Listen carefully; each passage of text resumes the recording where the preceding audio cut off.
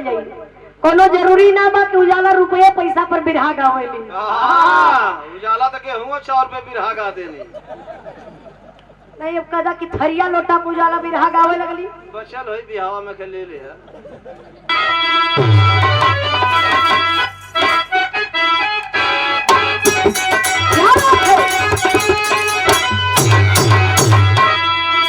बोला प्यारा न कबहो नहीं हरा कह गुजारिया हो नजरिया पर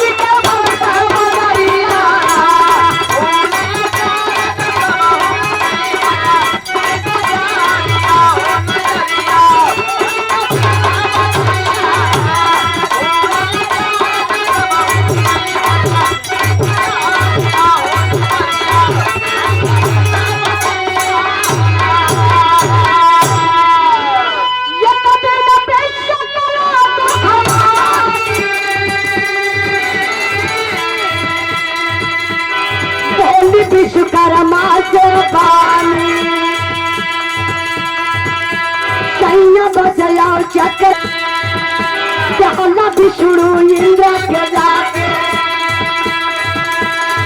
हमारे भाई बाप के कैला मातादारी हो नजरिया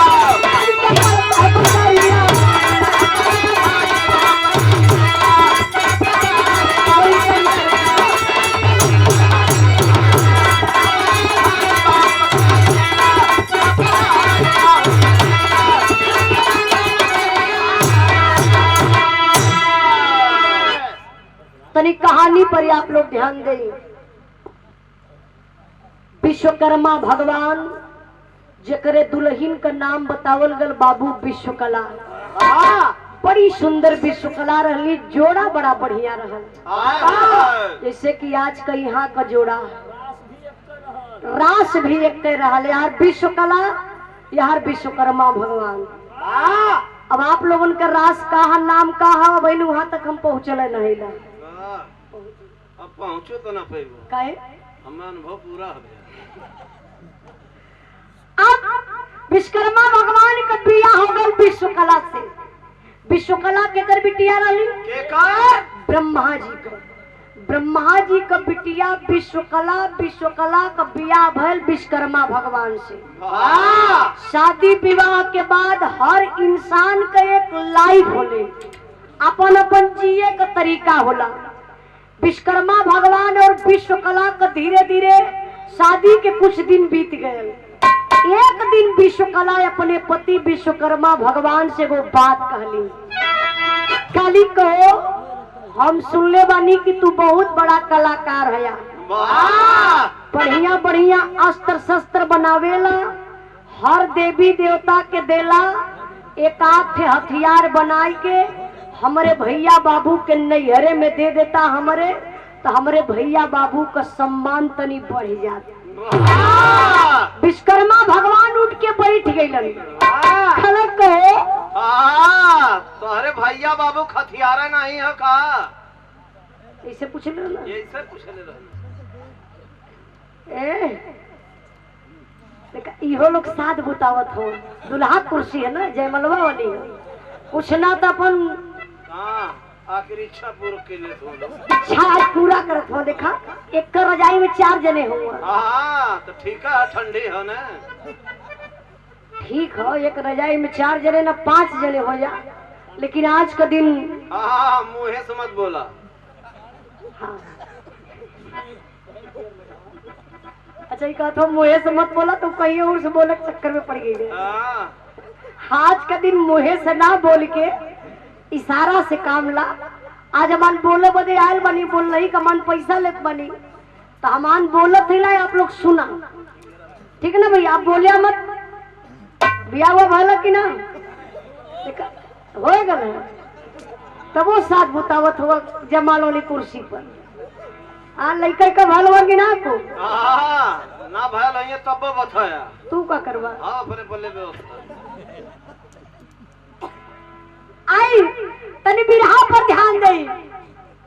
विश्वकर्मा भगवान का ना सुना तू मेहरारू का जात तो के हम का बताई।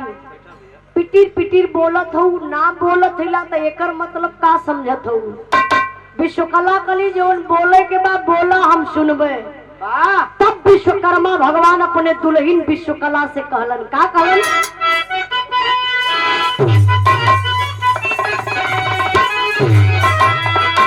अरे साची कहो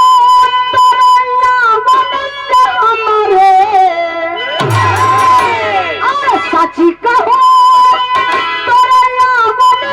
हमारे अंगना में आइल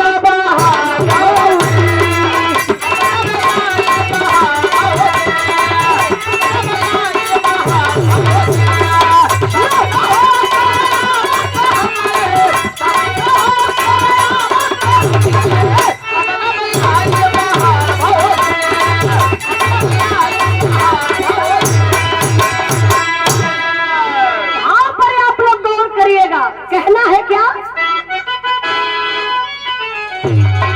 अरे नारी कताना ताज गरा में, नारी कताना ताज गरा में, ये चारवा का पिता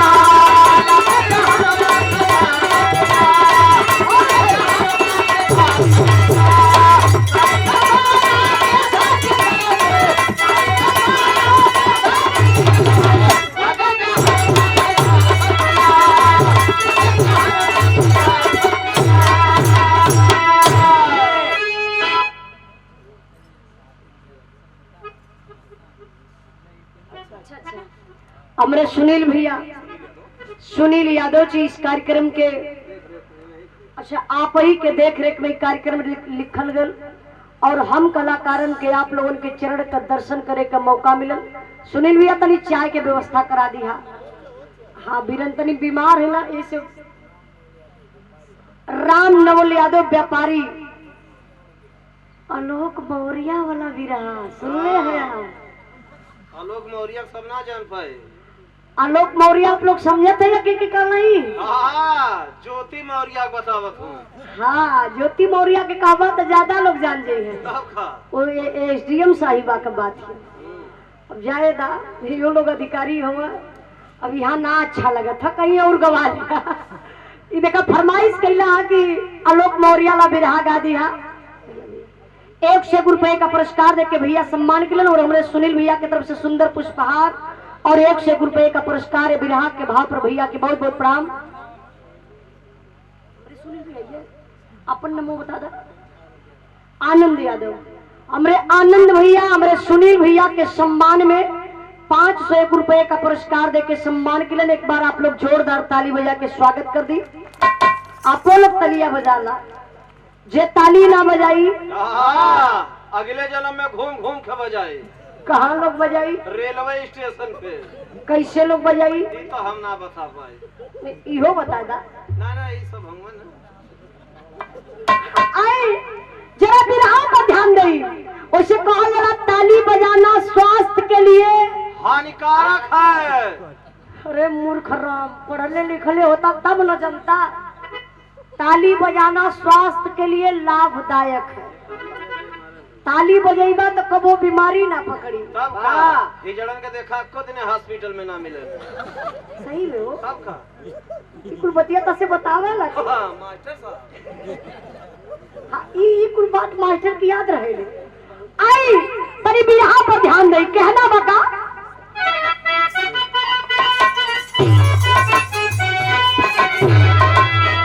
अरे नारी कताना ते भाज गरा में, अरे नारी कताना ते भाज गरा में, लागे के हलवा का झाड़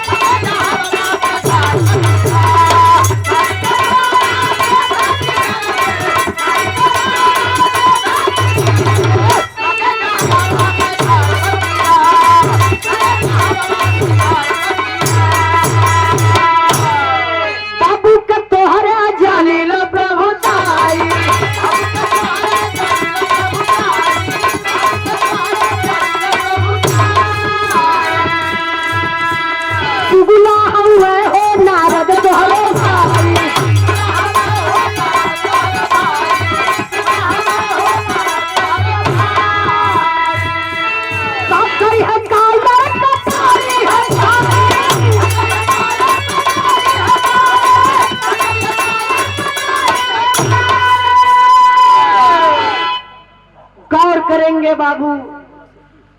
नहीं। विश्वकर्मा भगवान अपने पत्नी विश्वकला से कहले कि सुनबू, मेहरारू को जात यू कहत है कि मत बोला, लेकिन तू मानत ना हो। हाँ, आ जाइए कोई बात।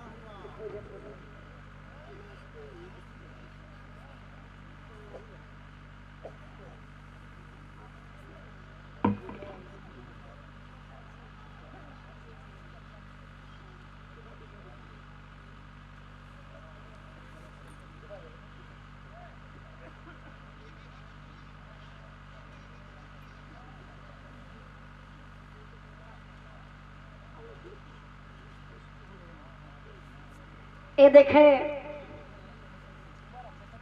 हम सफर दोनों प्राणी हस्बैंड एंड वाइफ अंकित और पुष्पा जी दोनों प्राणी आके हमरा के आशीर्वाद आप लोग देनी बहुत अच्छा लगा। माता रानी आप लोगों को जोड़ी बनौले रहे, जैसे गंगा जमुना में पानी रहे वही तरीके से आप लोगों का बढ़त जिंदगानी रहे। जिंदगी में कोनो प्रकार का दुख माता रानी कभो ना दे। बड़ा हमके खुशी ये बा कि आप बहुत अच्छा काम के लिए बनी। आपके मम्मी पापा के हम प्रणाम करत बनी जो ऐसा हीरा बेटी पैदा के लिए बनी, जो उनकी पूरे गांव के संस्कार की आप चेंज कर डाली। जितनी गांव कमेटी आई ये सब सोची कि अगर हम पढ़ी के ना पुष्पा दीदी ना हम पढ़ी के अगर पुष्पा दीदी नियर हो जाए तो कितना बढ़िया रहा है। बारात हमार जात ना, बारात हमार आवत, सॉरी मतलब दुल्हा बारात लेके आई है, लेकिन हम खुद ही चढ़ के जाई वो उनके घरे की बारात लेके जाई। जैसे पहले होत ना रहा बचपना में, पहले बचपना में दादी दादा लोग बतावे कि छोट छोट लड़कन का बियाह हो जाए, यहाँ से लड़की बारात लेके जात रही। तो देखल जा भैया तू कुछ मत बोलिया, तोहर कोनो आवश्यकता नहीं है बोले का। आई बिरहा पर ध्यान दे, बस आप लोगों का प्यार दुलार आशीर्वाद सम्मान चाहिए। गौर करेंगे बाबू, बिरहावा कहाँ पहुंचल ये कुछ याद है केहू के कि बुलाए गई? कहाँ कहाँ कहाँ मतलब कुल उजाले का जिम्मेदारी उजाला गईबो करे समझबो करे, तरी आपो लोग जिम्मेदारियां निभावा आपन वाली। हम गावे का जिम्मेदारी ले ले तो आप लोग सुने का ले ले, हम गावत हैला तो आप लोग सुनत है। जहाँ हम भुलाई वही जाए आप लोगों से पूछब 1000 रुपया पाओ तो भुलाइबो कहे। आई बिरहा पर ध्यान दे। विश्वकर्मा भगवान अपने पत्नी विश्वकला से कहे कि सुना तुम मेहरारू का जात क्यों इतना बोला मत। तुम्हार बाप ब्रह्मा जी नंबर 1 का कायर हो, तुम्हार भाई नारद नंबर 1 का चुगला हो। कहा अरे नारद जे दिन कुछ न पावे हड्डी फेंक दू कुकुर लड़ावे। मुर्गा दुकान खोलने रहना कहा ना रहा। हाँ गलला कहाँ खरीद के खाए, हड्डिया कहाँ से पावत रहना तू ही बतावा। तो हरे होटलवा पे से लिए रहना।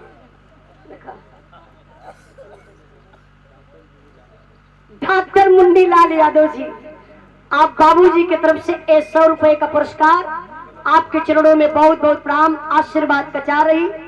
ए चचा नमो गलत हो गला का, अगर हमारे बोले में गलती हो जाई तो आके अपन पैसा ले जाया। काहे पैसा ले जाइए, तुरंत सही हो जाए। नहीं फिर से सुधरवा लिया। कोनो ने गांव का लेखपाल तहिला ना कि चक दूसरे के नाए हो जाई, सही सही बोलवा लिया का। मन्नू लाल मुन्नी लाल का चचा हम ही के पागल बनावत हुआ। हाँ मुन्नी लाल यादव बाबूजी की तरफ से बहुत बहुत धन्यवाद प्रणाम। जरा गौर करेंगे, विश्वकर्मा भगवान करे कि तुहार बाप कायर हो, तुहार भाई नारद चुगला हमें। कहा जे दिन नारद कुछ न पावे हड्डी फेंक दू कुकुर लड़ावे। ये कहत हो कि हड्डिया कहाँ पावत हो, कहा तो हमारे होटलवा पे। अच्छा देखी दीदी कबो अगर जाए जाई आजमगढ़ साइड, शायद हो सके कि हमारे आजमगढ़ में नौकरी लग जाए तो हमरे 2 ठे होटल हो। पहिलका होटल है हमारे आजमगढ़ वाले रोड पर, बनारस से जब जायल जाई तो लालगंज के आगे बा पहिल के होटल का नाम बा उजाला ढाबा।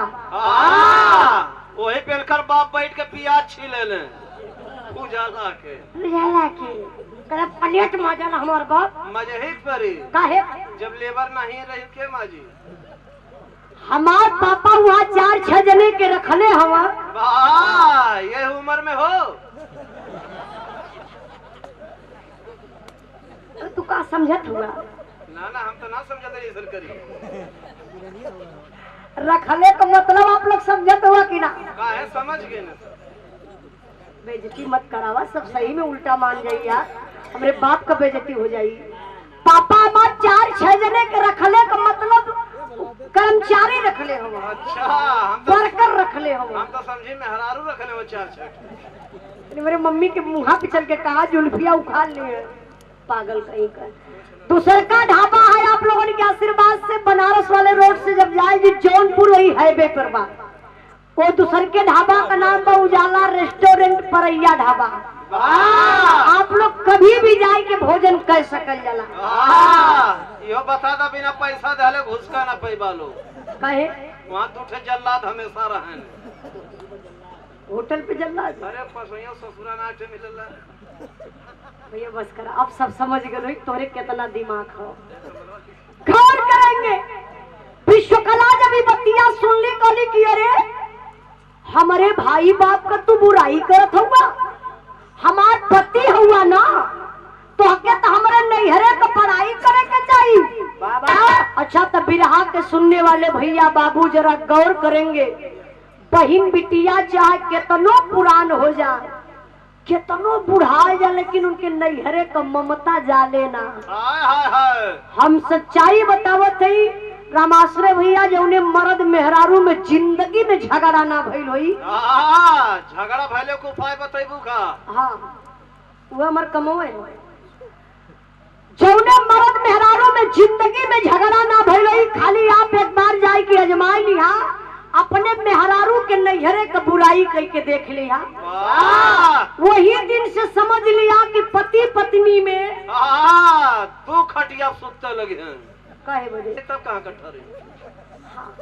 खाना पानी तक बंद हो जाला, बोल चाली बंद। विश्वकला नाराज हो गई, खाली ये तने पर नाराज भइली कि विश्वकर्मा भगवान कहले तोहार बाप कायर तोहार भाई चुगुला। नाराज हो के विश्वकला बाबू चल गई नैहरे। जब नैहरे गई मास्टर साहब तब का भयल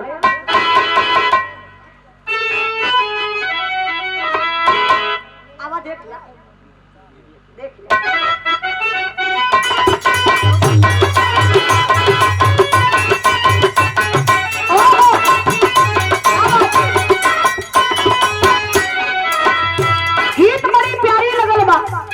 गीत के हमारे माता बहन लोग नवरात्र के महीना में गावेली अब देवी माई के जगावेली। कैसे हो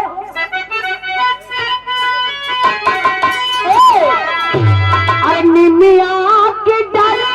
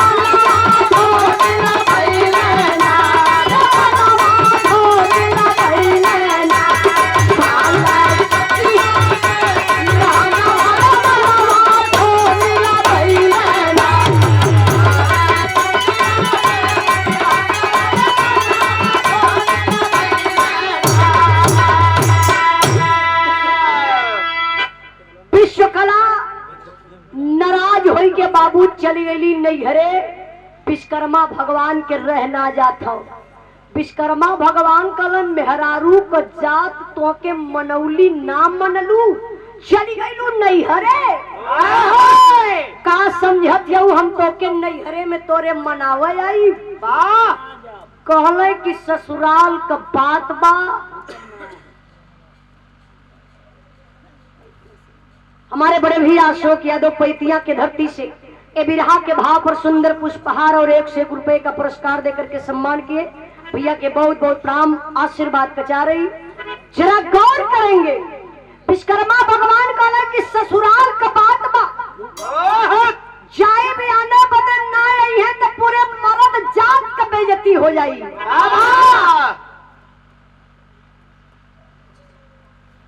अर्चना साउंड सर्विस ई भैया के व्यवस्था जेकर सामने बा बहुत बढ़िया आपका साउंड बा। हमके लगत बा यही लगनिया में मिलल न लाया। अब का इनके मशीन हमान कई रात काम चलौले है। हाँ सही बात, इनकर मशीन बहुत बढ़िया बा। मशीन आपका नंबर 1 का बा। हाँ बहुत बचपन से चलावत हूँ मैंने। तो आपके कैसे पता? बताओ मैं ना 3-4 बार तमान यही लगनिया में जात हूँ। का हो लगन? अरे 10-15 मिनट और बैठल हो तो ठीक करला। समझ में आवत हमार बिरहवा ना आवत हो समझ में तो बैठा। जब भोजपुरी वाले लोगन हो तो कहाँ से आई? काका थिया याद है बख्शोदे। चलिए ठीक बात, आराम करिए। ये देखिए सुंदर पुष्पहार और 1 से 1 रुपए का पुरस्कार देकर के सम्मान के आप अर्चना साउंड सर्विस बहुत बढ़िया आपका व्यवस्था बा। आपका मशीन बहुत बढ़िया बा, बढ़िया सेट कैले है। सबसे अच्छी बात यह कि सेटिंग बहुत बढ़िया कैले है। आप बिरहा पर ध्यान दे बाबू। विश्वकला तो चल गई नाराज होके, लेकिन विश्वकर्मा भगवान के दिमाग में चलत बा विश्वकला का चेहरा। गईले एगो पाथर लेके अइलन और वही पथरा के लगना गढ़ है करी के खूब सुंदर सन एक मूर्ति बनौलन। बिना कंत कामिन कल्पे, अरे बिना कंत कामिन कल्पे कामिन बिन कल्पे कंत चार कलाकार काहे के कल्पे जखरे हाथे हुनर बिना वेदना से पीड़ित विश्वकर्मा जी मन के विचार बना के पत्थर की मूर्ति तब विश्वकला को विश्वकर्मा भगवान सेम टू सेम अपने विश्वकला दुल्हन के रूप वही मूर्तिया के बना दहलन। जैसन असिल की विश्वकला कयाम के फाकी नियर दोनों आंख रहल बाबू। गजब का कटीली आंख बनौलन, चौड़ा लीलाट बनौलन, टमाटर नियन उठल उठल दोनों गाल बनौलन, सुंदर का पतील का छरहर का लमकी बदन बनौले बाबू न हो लगे की सफेदा का मोटा हो। हाँ हो छुले छलका एकदम की गहलला कहा। अरे गलंडर मरले रहना पे वो तो सब जनता है। तो उसे हमसे चलाक लोग बैठल बिरहा सुने बदे। कब का इतना चलाक रहता ठंडी में सोचते कि यहाँ बैठते हैं। अरे भैया ऐसा मत बोला, दूठे अधिकारी लोग सामने बैठल हुआ। आप लोग कही है कि ई कुल कहाँ पढ़त हो। उसे दीदी बिरहा से लगाव हो ना तब ठीक हो। Very good. अच्छा एक आध दिन देखा रोज दूसरे के लिए जियल जाला, लेकिन एक आध दिन अपने लिए जियल जाला। कहाँ बंजर है, केकर झगड़ा है, केकर देखे के केकर गुनिया यार की का कहा जला ओके तनिको लेखपाल अगर एक बिंदी यार वार कदल तो ससती गई बा तो रोज नहीं कुल झेल ही के रही। लेकिन आज का दिन एकदम अपने बदे खुल के जियल जाए। जिंदगी में इंसान के एंटरटेनमेंट बहुत जरूरी है। 24 घंटा में एक बार इंसान के खूब बढ़िया से हंस लेवे के चाहिए। ज्यादा हंसा वाले पागल भी घोषित हो जाने। अरे मूर्ख राम ऐसे ना बोलल जाला। जाना तो हंसले से शरीर का वायरस जौन बा नेगेटिव निकल जाला, पॉजिटिव एनर्जी अंदर आ जाले। अब बिरहा पर ध्यान दें। विश्वकला के विश्वकर्मा भगवान भुलाए लगलन काहे उत्तम पत्थरे का मूर्ति बना दवन। खूब सुंदर का मूर्ति बनाए के नकली बार लगाए के सेनूर तो ऐसा पहनौलन। मालूम था कि बेलचा से उठा के डरले नहीं फरुहा से उठा के डालत रहले। गजब का बाबू सजाए के मूर्तिया के ना जानत हुआ कहाँ रखलन? कहाँ? जौने घरवा में सुतत रहलन ठीक दुअरिया के समनवा ऐसे देवलिया के उठंगाई के मूर्तिया के खड़ा कर दलन। अच्छा, ये लिए ठीक दुआरी के सामने विश्वकर्मा भगवान और मूर्तिया के खड़ी कैलन। कोनो हथियार गड़े के रहा तो ठीक वही दुअरिया के समनवा बैठ जाए, अगर है शुरू कर दे। और जब उनके असिल की विश्वकला का याद आवे तो एक बार ऐसे मुड़ के वही मूर्ति के लाइनिया में शुरू कर ट्रांसफार्मर रहली का तो ओई मूर्तिया के ताकत शुरू करे। बाबू जब ना रह जाए ना सह जाए तो विश्वकर्मा भगवान और मूर्तिया के साथे करे का मास्टर साहब।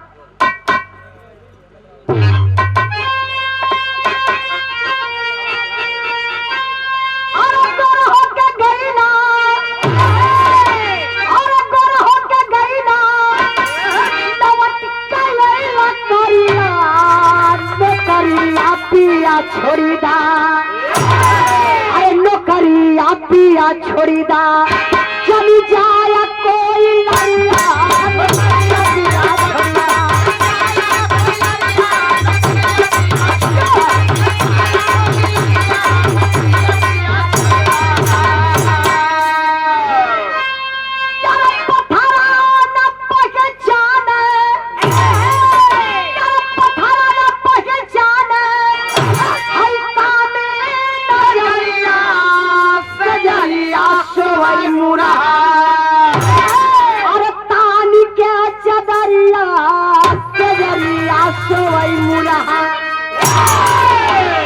झूमे बार बार धई के बाह में मूर्तिया पल भर न बिसरा।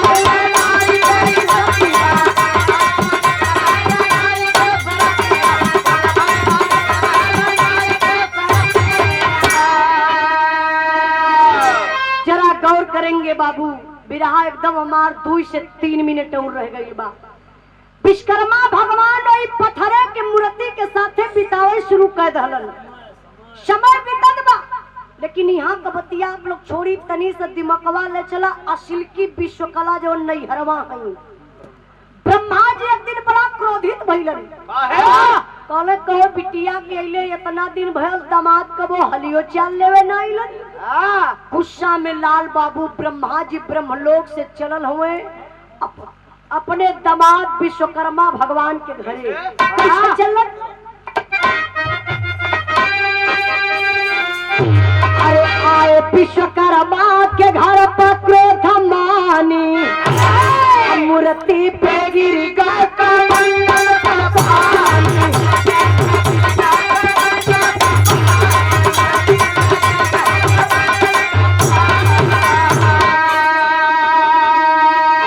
गौर करेंगे, ब्रह्मा जी क्रोधित हमें आइले विश्वकर्मा जी के दुआरे, तो दुआरे ना खड़ा भइलन। विश्वकर्मा जी के घरवा में दरदरायल ब्रह्मा जी घुसत हवन। विश्वकर्मा जी का दुअरिया रहल छोट, चौखटवा रहल ऊंच। अब ब्रह्मा जी के हाथ में रहल कमंडली, कमंडलवा कपेनिया जाय गई चौखटवा में लड़ गई। पनिया हलक के और छलक के वही पथरा के मूर्तिया पर चले गए। गजब, पथरा के मूर्तिया में जान पड़ गई। पथरा का मूर्तिया मेहरारू बन गई। लगल डोले बोले खाए पिए। विश्वकर्मा जी के लेके सुत ई तो से के बता दलस? हमारे गांव के लोहार बतौले थे। ये कुल बतिया जाना ना? अरे करी खानदान के और के बताए। अच्छा, हो सकेला भाई। वो लोहार इनके गांव का चलाक कोनो लगा था। हम तो यहाँ पागल खड़ा हिला। अब विश्वकर्मा भगवान का 10 उंगली घी में 10 रिफाइन में फंस गई है। वो कैसे? जो नहीं हरमा गई है। ये बात पॉइंट बोलना है। सही बात में विश्वकर्मा भगवान के 2 मेहरारू हो गई। जानत है कैसे? असिल की एक नाराज हो के जो नैहरवा गई वही है। हायन पथरा का मूर्तिया बनौले रहले ब्रह्मा जी के कमंडलवा के पनिया सब मेहरारू बन गए। विश्वकर्मा भगवान का दिन कटत बा। यहाँ का बात छोड़ी, एक दिन का बात बा। ब्रह्मा जी अपने बेटवा नारद से कहले, कहो नारद, कुछ दिन पहले का बात या गलली बिटिया के घरे देखली दामाद दुअरवा टहरत रहल, घरवा में कौनो मेहरारू को चूड़ी बाजत रहल हो। छाता पता लगाया तो हमके कुछ शंका होत बा। नारद जी उठाओ लला बीड़ा, नारायण नारायण करत का बाबू आई गईलन विश्वकर्मा भगवान के दुआरे। अब विश्वकर्मा जी जब नारद जी के देखलन,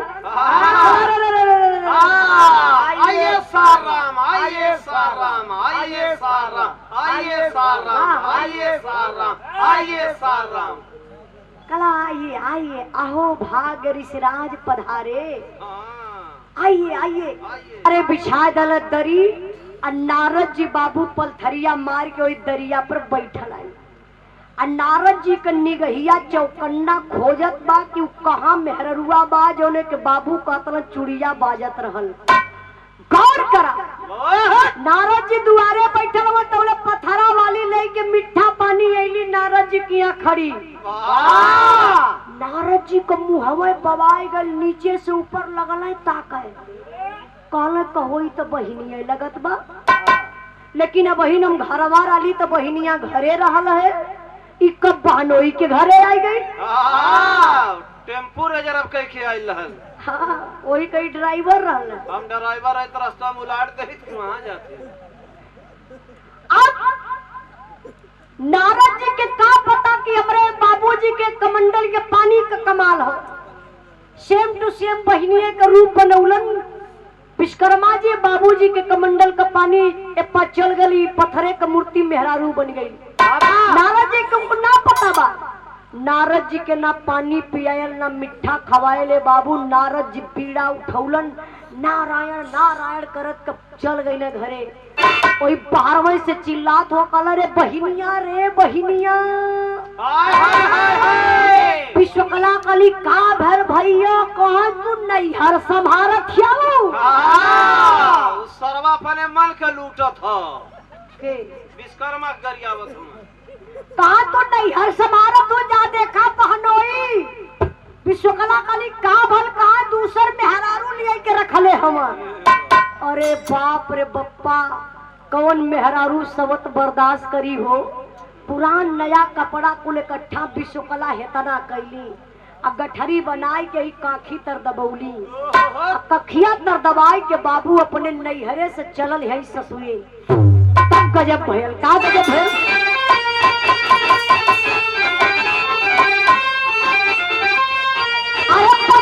सुना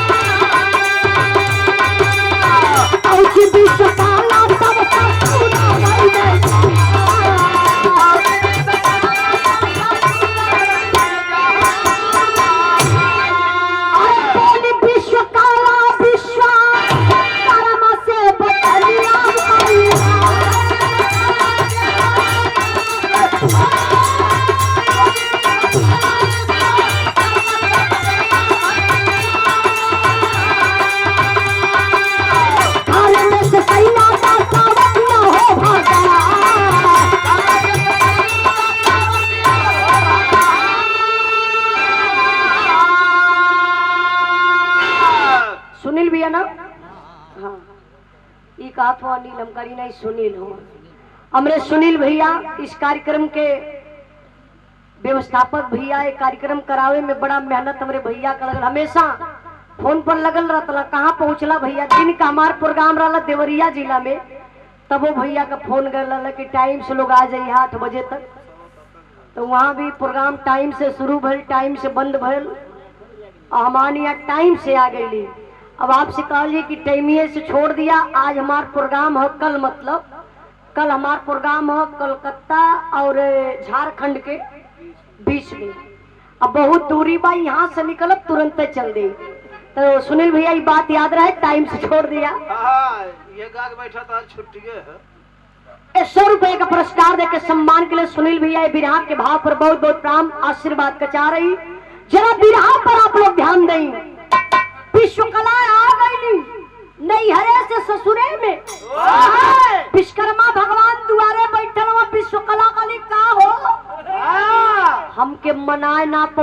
लिया ना पौला, घर में लिया के सवत बैठा दला।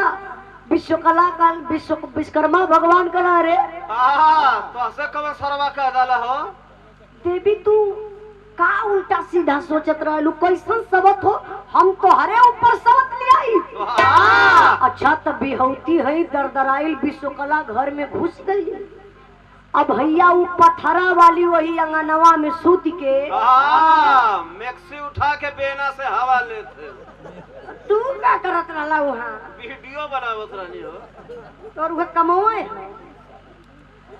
आप पथरा वाले विश्वकला सूतल है, असल की विश्वकला जाए के झोटवे पकड़ रहल है।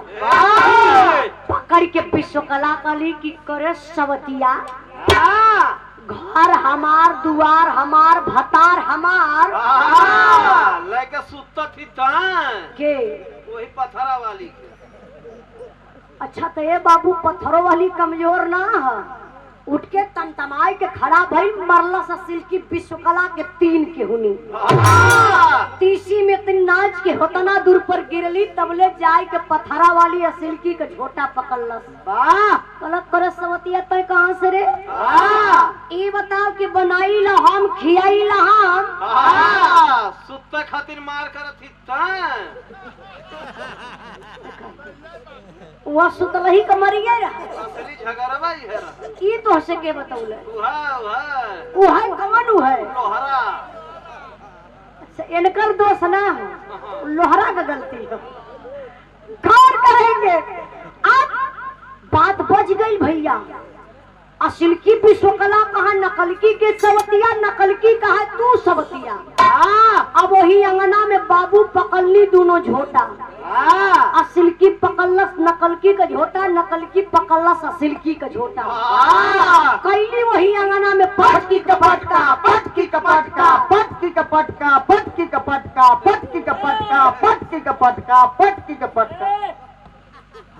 अब इतना मत पटक दो कि नन के साया ब्लाउज फाट जाए। आन का मेहरारू है ना, तब का एक आपर रहा तब मया रहा खूब पटका था।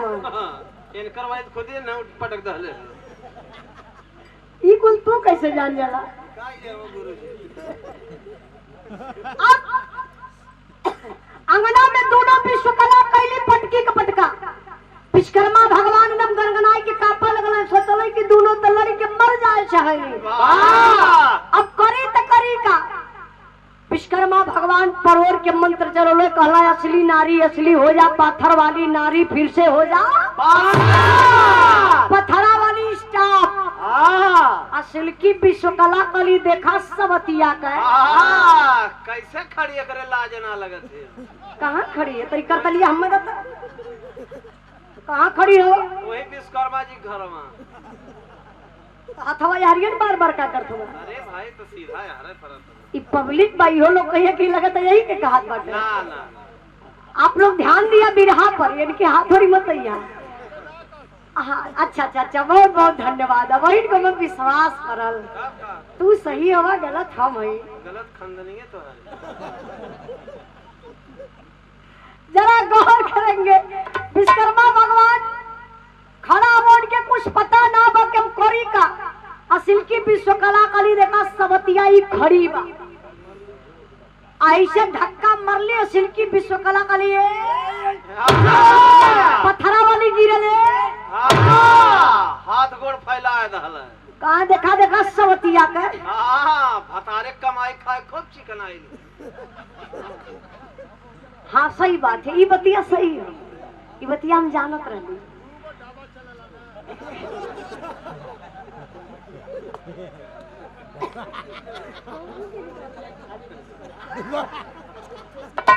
अच्छा दूध को ढबवा चला तो कैसे मतलब? कोई क्या के दोनों विश्वकला खात रहनी ने पारी खड़ा। अच्छा चाचा कैसे जानत हुआ? यो वहीं रात ना होटल और पहले ई का करत रहला? वो सलाद और काटत रहना।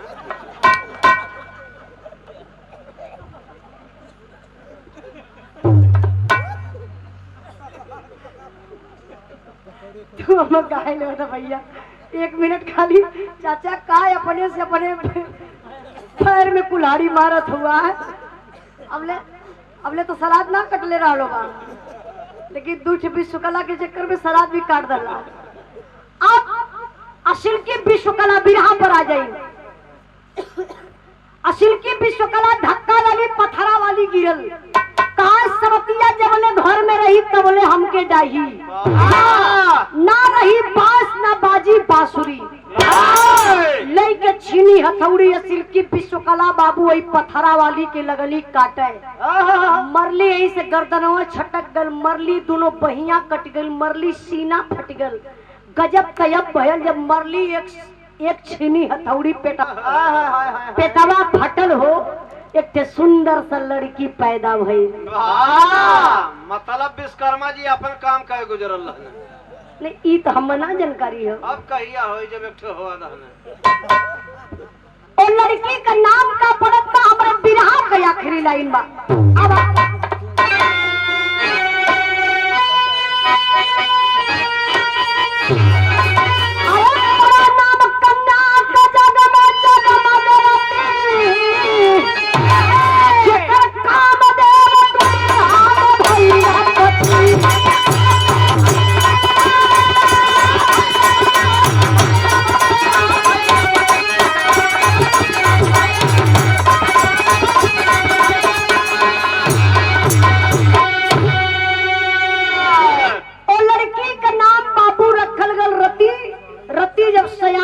तो उनकर बिया भयल कामदेव से। अच्छा, कामदेव के बात के हा? आज भी हर एक इंसान के अंदर कामदेव पावल जाला बाबू। हमारे पार्टी में क्या कामदेव खत्म हुआ के करो मास्टर साहब। ज्यादा मास्टर साहब क्षमा करा, माफी हम मांगते हैं। तो के कैसे पता इनका कामदेव खत्म हुआ? जाना दिया सच्चाई बताओ थी। अगर कामदेव अपने असली रूप में आ जाए, अच्छे अच्छे ऋषि महात्मा पुरुष लोगन का कंठी टूट के ताखा पर धरा जले। देख ला आसाराम बापू के और नारायण साई के और राम रहीम के और चिलमिलानंद के और ज्योति मौर्य के और सीमा हैदर के और राधे माई के। बस नहीं, अब बस देखा जानकार बैठल हो। अच्छा, जाना थिया आसाराम बापू का बात है, मजाक वाली बात ना, सच्चाई बताओ थे। आसाराम बापू अपने आप के भगवान बतावत ल कि मैं भगवान हूँ। और उनका काम कर रहा है लेजर लाइट लगा दे, जला दे, जेकरे जवन लड़की उनके सुंदर लगे बस वही के ऊपर लेजर लाइट बारे और समझ जा। आज एक गुरुमुख करे खो। सच्चाई बताओ थी इनकर दोनों प्राणी आसाराम बापू को भक्त रहले। रामाश्रय भैया जब वो ऐसा कांड में पकड़ाई गई तो जाना तो मंदिर में फोटो रख के पूजा करत रहला। अब फोटोवा कहाँ रख ले वो पता है? वही बेडरूम में रख ले हम। काहे? रात भर लाइट देखा सारी। सही बताओ था, मजाक का बात था। देखबा आसाराम बापू का फोटो अबले मंदिर में रहता ला, लेकिन अब बेडरूम में लोग रखे शुरू कर बैठ कर। अब आप लोग काबा सीमा हैदर के बाद एक सचिन वो थे जो बॉल मारते थे तो सीमा उस पार जाता था। ऐसे मुचमुचावा सचिन पूरा सीमा उठा लिया, पूरा आगा लगा डाला, सीमा उठा लिया। तब का इतने ना सथवा 4 विकेट भी लेके आल। 4 विकेट का मतलब? अरे तू ना जाना तू का सथवा में 4 लड़कों लेके आई बा। एक ठे अंपायर भी है। वो कहाँ? अब वही पेटवा में है। ई तो से के बताऊं? गूगल महाराज। अच्छा, गूगल पे सर्च करत रहा। ओ तो देखा कामदेव का बात बा। कामदेव जे करे ऊपर सवार हो जाइए वो भैया धरती पे केहू के चिन्ही ना। कामदेव बहुत बड़ी गलती कैलन। शिव जी कामदेव के जलाए के भस्म कर डालन। तब रति जाए के हाथ जोड़ के शिव जी के सामने रोवत है कि बिना पति के नारी का कवन गति, हमरे पति के जिया दी। शिव जी कहला ये जन्म में ना, तोरे पति के अगले जन्म में जियाई, फिर तोहर बियाह कराई। अगला जन्म का भइल, बियाह कैसे होत बा? हमार बिरहा यही जे खत्म भई। हाँ, और आप लोगन के हमार बिरहा सुने के रही तो हमार चैनल बा दीदी आपको सब्सक्राइब कर ली है। कबो फुर्सत जब मिलल करी बिरहा सुने का इरादा बनी तो एक बार जरूर के सब्सक्राइब कर लिया और सुन लिया बिरहा।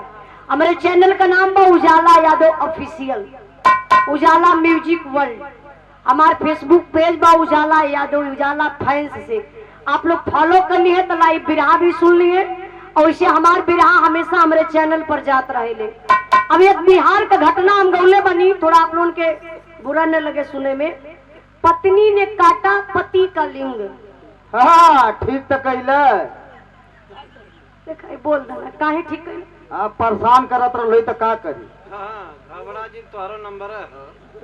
अरे मूर्ख राम, ऐसे ना बोलो, जरा हंसी का बात ना बा, सच्चाई बताओ थी कि आप लोगों के लगत हुई कि एक मतलब बिरहा कैसन। लेकिन एक बिहार की महिला दीदी, आप शायद आप लोग देख लो ये नेट पे, एक बिहार की महिला जो 9 महीना की गर्भवती है, पेट में बच्चा है और अपने पति का लिंग क्यों कटवा दी। सोचिए, घोर कलयुग है।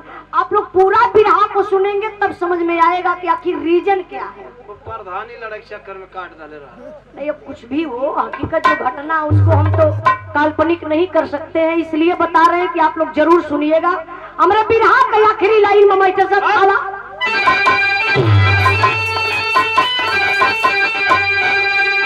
प्यारी गुरगणेश